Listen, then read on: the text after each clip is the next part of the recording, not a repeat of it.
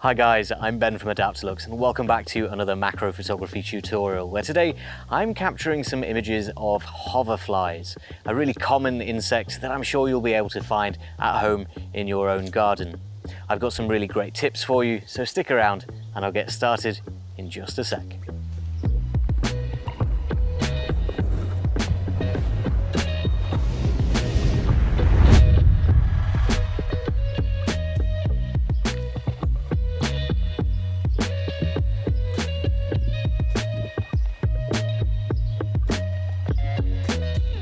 So then guys, I've come around to the front of the house because there's this lovely great big bush with lots and lots of well, colourful flowers, but also lots and lots of hoverflies.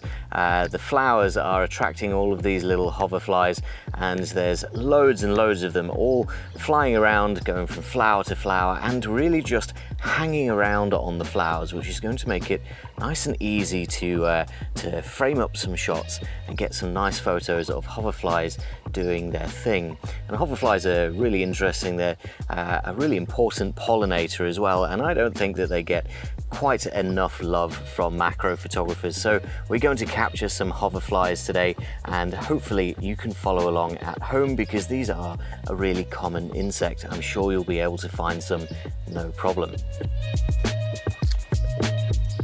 So the setup that I'm using today is the same one that I used out in the woods a few weeks ago, and it's going to be the Sony a7 III and the TTArtisan 100mm f2.8 2x macro lens. This I found to be a really great lens out in the woods for capturing bugs going around on logs, and I think it's going to do the same for this type of shot with these flying insects as well. It gives you a good amount of magnification, but also the ability to move a little bit further back and get a nice wider shot at the same time. So nice versatile lens so that we can adapt nice and quickly to what our insects are doing while they're on the flowers.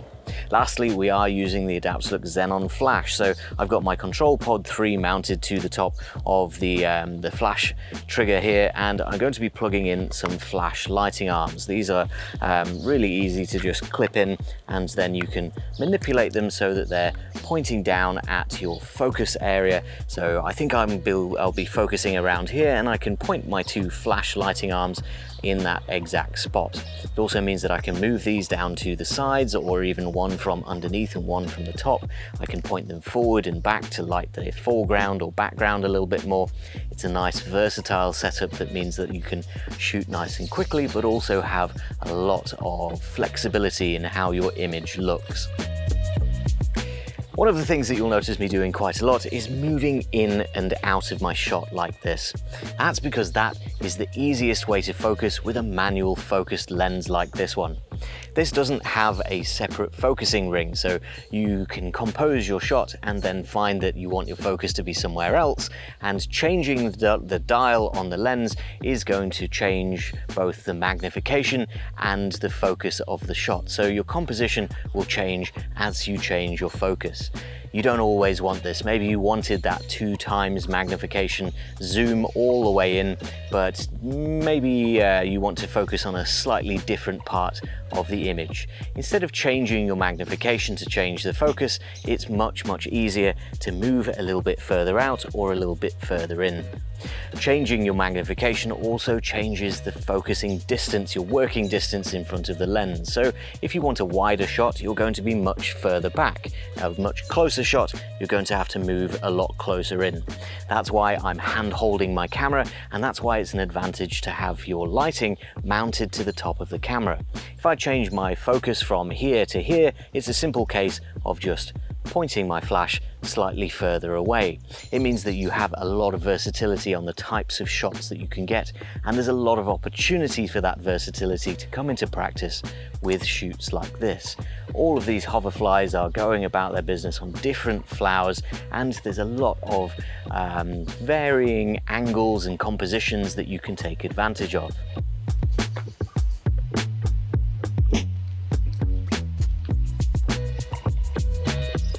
I do need to apologise, by the way, for being all covered in brown stuff. Well, it's decking stain, so I think I got more on me than I did on the deck, but it's not stopping me from getting some great shots of these hoverflies. This bush is actually really perfect for this as well, because most of the flowers are at sort of eye level. It means when a hoverfly comes and lands down here, there's a great opportunity for a really low angled shot. You can get them looking at you, you can get them in profile, and then if you do want some from the top, you can look down onto some of the lower flowers. They're really quite chilled, these hoverflies. You can get really close without them flying away, and some of them stick around for a really long time, and that gives you a lot of time to compose your shot, change your lighting around, and play around with different angles on the same hoverfly.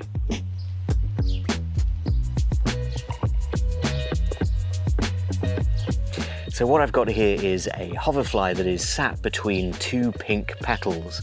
It's got a green leaf in the background, which I think is a really nice composition. And this hoverfly is not moving at all. He's been sat here for a couple of minutes already, which is giving me a lot of opportunity to compose my shot perfectly. I'm moving in and out, I'm changing my magnification quite a lot, and I'm moving my lighting around. Just changing the position of my two Adaptalux Xenon Flash lighting arms means that I can light the flower slightly differently, light the hoverfly, and light the background also. It's perfect. Particularly changing the strength of the two flash heads is really easy. All you have to do is press the little control button on the back of the flash head, and you can go between 5 different settings that are really nice for very quickly changing the brightness in different areas of your image. Now, it is still quite sunny today, and this flash has no problem overpowering the sunlight to create my own lighting and really take control of how I want this shot to look.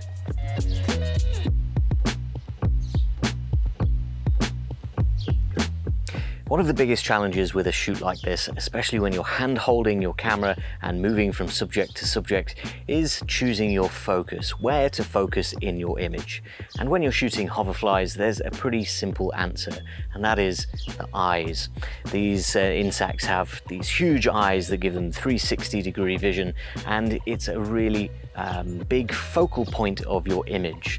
If your eyes aren't in focus, then it's going to look a little bit off. It might be tempting to focus on the wings because they are really interesting. It might be interesting to focus on the legs or the hairs on their backs, but the eyes, if they're not in focus, something will look a little bit strange, and the viewer's eyes are drawn to the eyes of the insect. So I would always recommend to try and keep the eyes in focus.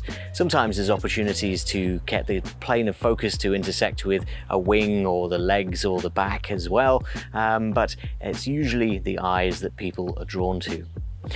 Choosing your focus is one thing, but seeing whereabouts you're in focus when you don't have an autofocus lens is another thing. I would highly recommend turning on the focus peaking setting on your camera. This gives you a little strip of red or yellow light on your image so that you can see which parts of your photo are in focus before you press the shutter button. I found this to be invaluable because it's a little bit hard to see through the viewfinder which parts of your image are perfectly in focus, but that little hint of the focus peaking does give you a good indication when the right parts of your image are in focus and when to press the shutter button. The last thing I would recommend for your focus is to shoot on a fairly narrow aperture. I'm shooting most of these shots on f/16 or f/22. That means that I've got a greater margin for error on where my image is going to be focused. My depth of field will be a little bit wider. Having said that, at 2 times magnification, the depth of field is still very shallow, so you do need to pay attention to where your image is focused.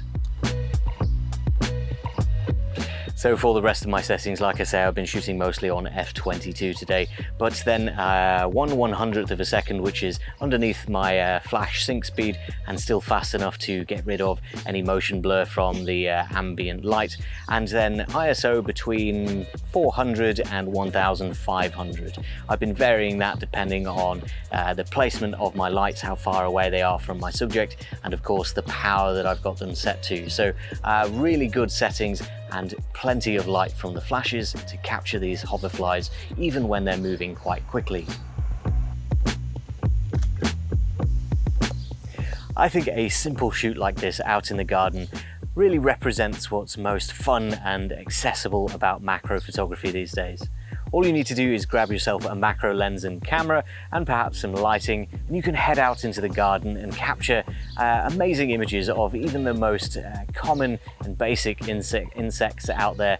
Some hoverflies on flowers. They're hardly revolutionary, but it's really great fun and it's great practice for capturing flying insects that are perhaps a little bit more skittish. Next time you go out and you try and capture a wasp, you'll know exactly how to dial in your focus and your lighting so that you can get your shot in that one opportunity that you have before it flies away.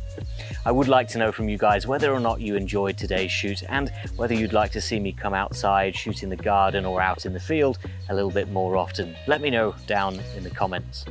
Make sure to hit the like button if you enjoyed the video and learned something, and of course subscribe for lots more macro photography tutorials, ideas and inspiration coming in the future.